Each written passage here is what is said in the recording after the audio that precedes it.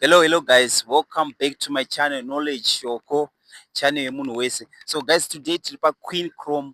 Panapa panoitwa zveChrome panapa, production yese inoitwa panapa. As you can see on my background, kuti pari kutoitwa production. So panapa guys, ndo panotorwa Chrome.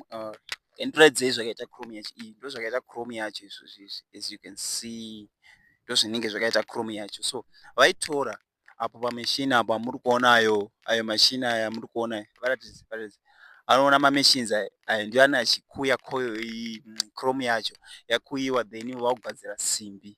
So we are proud kuti munyika yedu yeZimbabwe tava nemamines anokwanisa kugadzira Chrome, anokwanisa kukuya Chrome ogadzira simbi. So we are proud of that. So production yese iri kuitwa muno Mashava guys, mumasvingo Mashava ndo muri kuitwa production yese.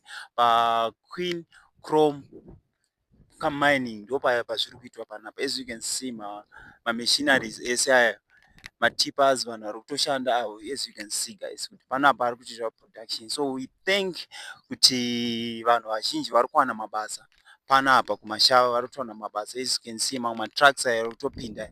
So this is something else. Thank you guys.